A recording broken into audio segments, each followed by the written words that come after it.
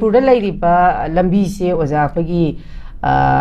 Tidim Road akhoi airport road ka akhoi Thobal lambi si ga nattana oza ayab lambi si bukarai de lairi ge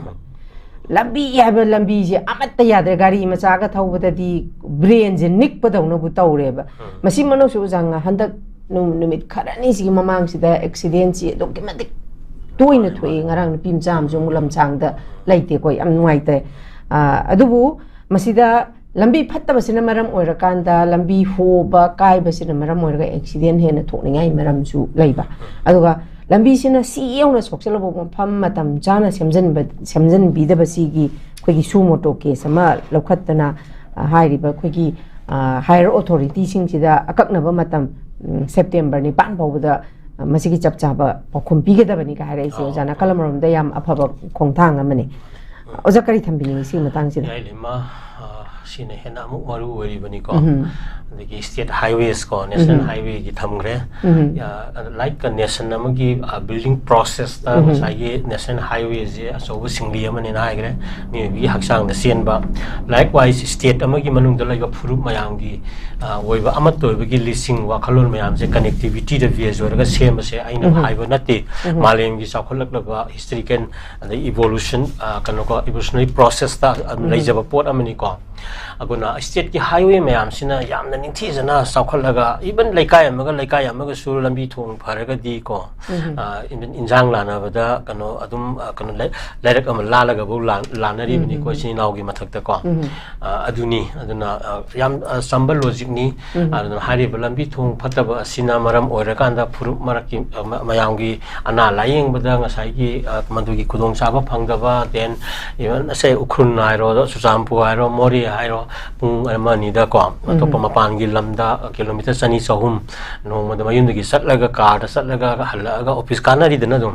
adum kaltu sahum samri bo kanari ba ko di kilometer sani pha ba lamamuk lei ponte ba ko border sida sidang noan ba ayuk sakraga nungtin halakpa yabagi lambi dang wehan bada manipur territory gi aga sik lei ba ko myam leiroi da bani ai bani da akoi ge madugi kaino mayam se maram aduna hariba lambi sing asi hoi objik semjan da bagi PIL thabasi PIL haraga di hirai ma koi di kan lambi gi PIL khatagi wana te ko garbage gi kan PIL adagi drainage gi PIL adagi drug trading gi PIL adagi education gi mahilo sang PIL ngata adum thabada adum sungla lana roi da laiba amani koi ji ko simadi phai ai ba koi gi laitre ha ba khunai duni ko lanai khona jaraga sana khona ba jagoi saba dance ko sigumba khara kano leiba natana sakagi aduga matang sida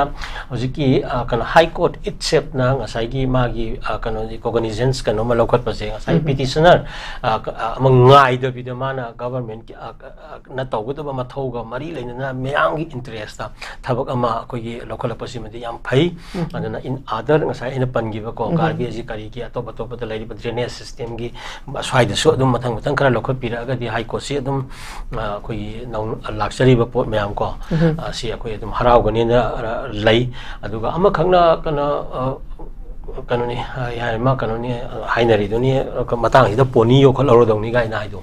ai badi gari thau ya drmina poni tu yo khol ro di sagon su thau jagon to ro thau ga di adum chat pe ya ba awoi ni dana aduna yar ga di kan sem da semoi do wer ga di poni je yo khana kana imung khuding gi sum sagon ro heu bona bu parabra ai ba question bo akoi thola ini marak sida atopa miyeng ama khangna kari gi damuk no lambi si sahi ama phadri si kari no ha question sini aduna ngasi ngarang khata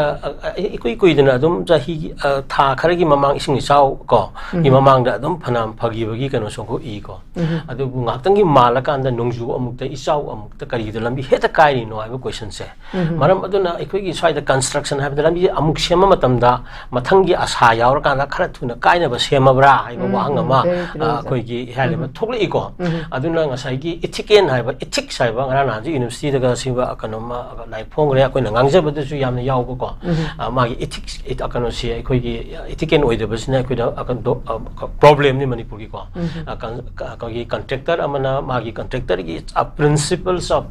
contractor ko lai baki kano si koi yeng basangi doctor amana ma gi doctor amagi principal to ati oza amana oza amagi principal si mayam se koi yang kom na yeng basang changi ko aduna even ta koina ka sigi posida contribute tongna ni khunai na ma ke kaya da gi contribute tora ni social workers singna asai gi ma pirapa contribution ko de community ma hari ba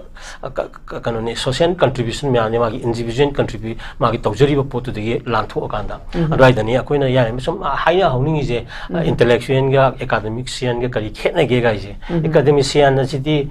kanoni ma gi wai ba tongan ba subject to the specialization like but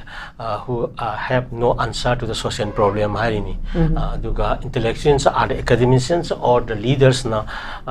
who have answers to the social problems intellectual ni ga define to rise hai de yam haiba za na yam academician amana social ki problem da magi answer the suggestion people ngamdraga is not intellectual akoi na hainari nindra aduga ni academicians who have answers to the social problems are intellectuals and those ones who have no answers to the social problems are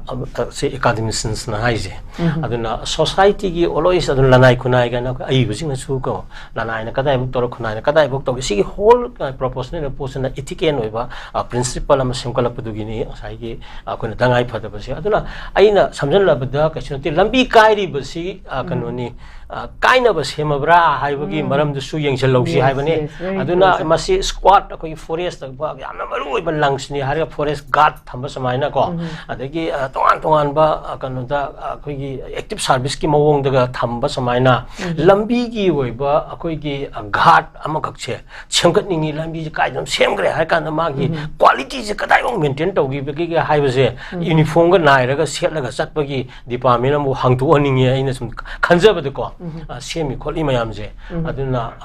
mathangi yenga sembra ha question ji yang kanda masi ju factor amani har kanda ai samana thamge yange PIL je ati ju khar high court na lokhol piro ha na ina khoi myam gi mo silaga ai kana tawjari ko